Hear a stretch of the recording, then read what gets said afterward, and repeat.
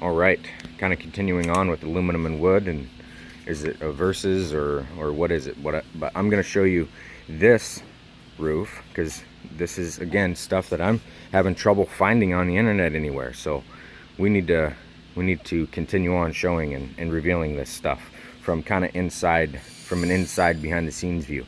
So I'm going to go over there into our manufacturing bay and show you how aluminum really should be built, what the right way to build with aluminum. But first I'm going to go over this. So this right here is an 02. So this camper is 22 years old, and it was strictly aluminum bonded with this material, which is commonly known now as Asdel. It is and many different people pronounce that differently, but it's an actual bonding panel, which is a substrate.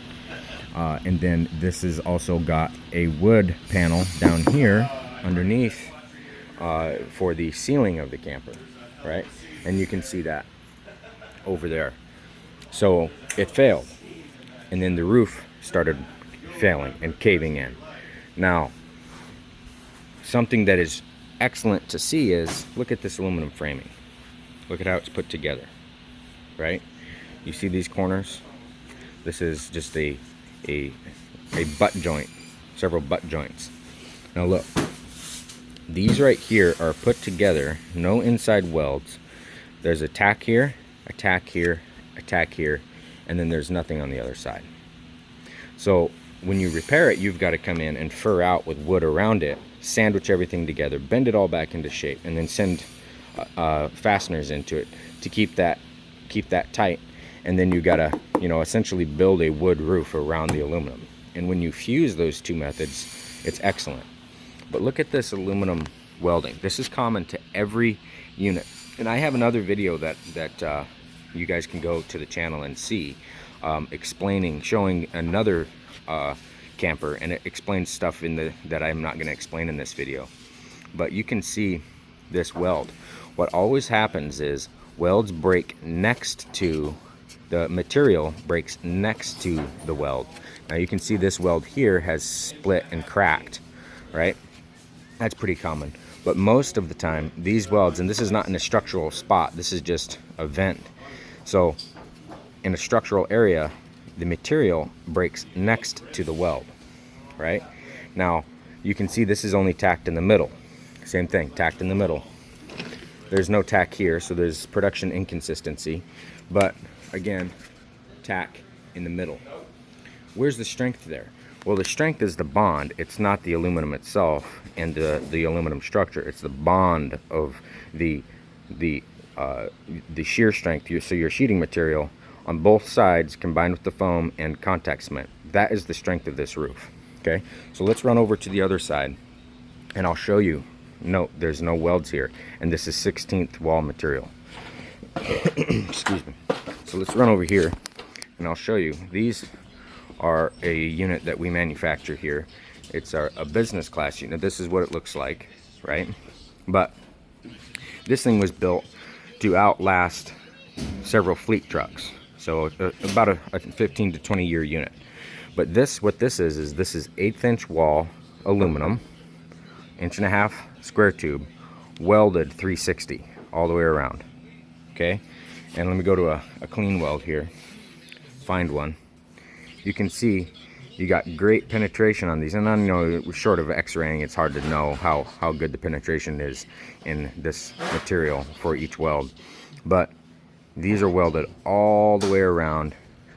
Main points are gusseted, and then these are insulated in between.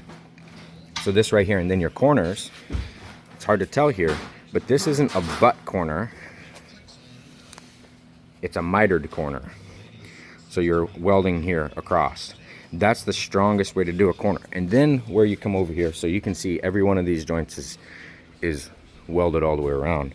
Then when you come over here to a back wall, you can see how that back wall is done, right? Right here, you got weld in this hole, because this is a butt joint. So where there's a butt joint, there's a 360 weld here. But this here, this stick is put in after, and there is a vertical weld run between this tube and this tube on the inside. This is relief cut, and then this is welded in here, 360 around. So this is the right way to do aluminum. That's 1/8 wall. It's never going to break next to a weld because you got solid enough material. If I were to build this thing, but the problem with that is this is heavier. It's heavier than that other production method. And you know, that's why manufacturers don't use this, is because there is more weight involved. But this is the right way to do aluminum. It's going to last a heck of a lot longer. But that production method takes a lot longer. It's a lot more work. When you do 360 welds on the production end, you have to come in and grind them off so that your sheet material is going to sit on here, and you won't see, it won't set off. The next thing is you want this structure to flex appropriately. You don't want to transfer its flex into its sealant points on the corners. You want the structure to flex, because seismic, when you're designing for the road, your seismic chart for a camper or for anything that's going on a pickup box is 8.1.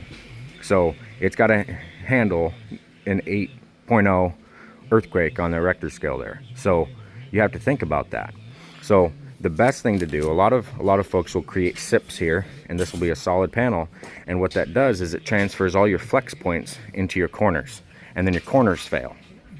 Okay, and that's not ideal, because failed corners mean a leaking camper, right? This one here is designed for a loose hung sheet so that it can move. The structure can flex and tweak and move wherever it needs to in the field, in the wall here. Okay, and then because the structure is flexing, that's going to put pressure on structural joints. Well, that's why a 360 weld. If I had it welded like that other one in the other bay there, every structure point would fail.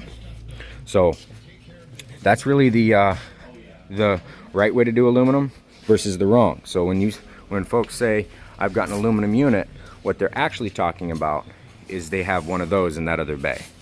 It's not a truly aluminum camper that is relying on the strength of aluminum itself. It's relying on the strength of a bond. Again, not aluminum. So anyway, if you found that valuable, like and subscribe and all that fun stuff. And I do have a couple of other videos on the channel there showing wood and aluminum. And I have another camper showing the sidewall, another trailer showing the aluminum sidewall, and how it's combined with wood for its strength. But anyway, yeah, we can get into insulation and thermal breaks and all of that stuff in other videos. But yeah, hopefully you found that valuable.